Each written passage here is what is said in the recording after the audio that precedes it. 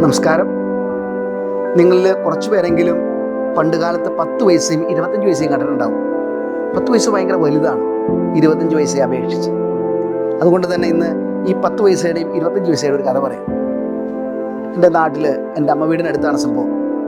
അവിടെ വെക്കേഷനൊക്കെ ചെല്ലുമ്പോൾ ഞങ്ങൾ കാണുന്ന ഒരു കാഴ്ചയുണ്ട്. അവിടെ ബുദ്ധിക്ക് അല്പം വൈകല്യമുള്ള ഒരു ചേട്ടനുണ്ട്. ആളുകളെ കൂടുമ്പോൾ ഈ ചേട്ടനെ അവർ അടുത്ത് വിളിച്ചിട്ട് ചുമ്മാ കളിപ്പിക്കാനും തമാശയ്ക്കൊക്കെ വേണ്ടി അവർ ഈ 10 പൈസയും 25 പൈസയും ഓരോ കൈകളിൽ പിടിച്ചുകൊണ്ട് ഇദ്ദേഹത്തോട് ചോദിക്കും, ഇതിനകത്ത് ഏത് പൈസ നിനക്ക് വേണം? അപ്പോൾ ഈ മനുഷ്യൻ അവരുടെ അടുത്ത് ചെല്ലും, ഓരോ കൈകളിലേക്ക് മാറി മാറി നോക്കും. എന്നിട്ട് ഇങ്ങനെ പറയും, എനിക്ക് ഈ വലിയ പൈസ മതി, വലിയ പൈസ എനിക്കിഷ്ടം എന്ന് പറഞ്ഞ് ഈ പൈസ എടുത്തുകൊണ്ട് പോകും. അപ്പോൾ ഇവരൊക്കെ ചിരിക്കും. ഇവർ പറയും, കണ്ടോ അവൻ മണ്ടനായതുകൊണ്ടാണ് അങ്ങനെ സംഭവിക്കുന്നത്. എനിക്ക് വല്ലാത്ത സങ്കടം തോന്നി. കാരണം അദ്ദേഹം എൻ്റെ നല്ല സുഹൃത്താണ്. ഞങ്ങൾ ഒരുമിച്ച് വർത്തമാനമൊക്കെ പറഞ്ഞിരിക്കും. അങ്ങനെ ഇരിക്കെ ഒരു ദിവസം ഞങ്ങൾ വർത്തമാനം പറഞ്ഞുകൊണ്ടിരിക്കുമ്പോൾ ഞാനിങ്ങനെ പറഞ്ഞു, ചേട്ടൻ ഇനി അവരിങ്ങനെ കാണിക്കുമ്പോൾ, കളിയാക്കുമ്പോൾ, തമാശ കാണിക്കുമ്പോൾ ആ ചെറിയ പൈസ എടുക്കണം. കാരണം ചെറിയ പൈസയാണ് വില കൂടുതലുള്ളത്.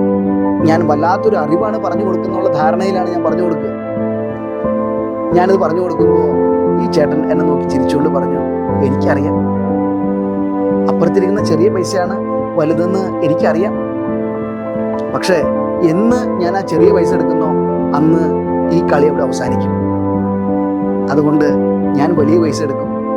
ആരെങ്കിലുമൊക്കെ വരുമ്പോൾ ഇവരെന്നെ വിളിക്കും. എനിക്ക് എളുപ്പത്തിൽ പൈസ കിട്ടാൻ ഏറ്റവും എളുപ്പം അതല്ലേ. ഞാൻ വിചാരിക്കുകയായിരുന്നു, ഈ ബുദ്ധിയുള്ളവരുടെ കൂട്ടത്തിലെ അതിബുദ്ധിമാനായ മനുഷ്യനായിരുന്നു ബുദ്ധിവൈകല്യം ഉണ്ടെന്ന് ഞങ്ങൾ വിളിച്ച ആ ചേട്ടൻ. ചിലപ്പോൾ എങ്ങനെയാണ് കേട്ടോ, നമ്മൾ ബുദ്ധിയില്ലായെന്നും മണ്ടനെന്നും കഴുതിയെന്നും വിളിക്കുന്നവരൊക്കെ നമ്മുടെ കൂട്ടത്തിലെ അത്യാവശ്യം അറിവുള്ളവരും ബുദ്ധിയുള്ളവരും തന്നെയാണ്. നമ്മൾ നമ്മുടെ മാനദണ്ഡങ്ങൾ വെച്ച് അവരെ അളക്കുമ്പോഴാണ് അവർക്ക് ചെറുപ്പം തോന്നുന്നത്. അതുകൊണ്ട് അവരായിരിക്കുന്ന വലിപ്പത്തിൽ, അവരായിരിക്കുന്ന രീതിയിൽ അവരംഗീകരിക്കാൻ നമുക്ക് സാധിക്കട്ടെ. ഏവർക്കും നല്ലൊരു ദിവസം നേരുന്നു.